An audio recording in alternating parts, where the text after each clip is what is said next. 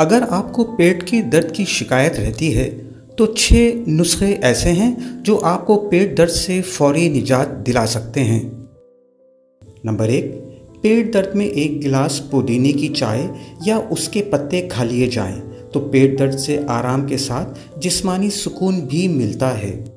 पेट दर्द में 1 कप दही का इस्तेमाल किया जाए जो सेहत के लिए फ़ायदेमंद भी है, क्योंकि दही में मौजूद बैक्टीरिया जिस्म में जरासीम से लड़ने की तवानाई को बढ़ाता है और हाजमे को बेहतर करता है।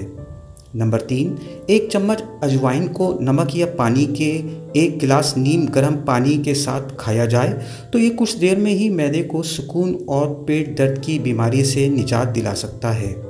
नंबर 4, अगर 1 गिलास नीम गर्म पानी में 1 चम्मच सेब का सिरका और 1 चम्मच शहद शामिल करके पिया जाए तो फौरी पेट दर्द से निजात हासिल की जा सकती है।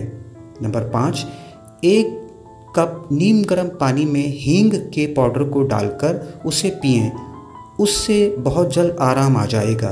नंबर 6, 1 छोटा अदरक का टुकड़ा पीसकर उसमें नींबू का रस शामिल कर लें, उसे इस्तेमाल करने से पेट की गैस और दर्द का खात्मा होगा।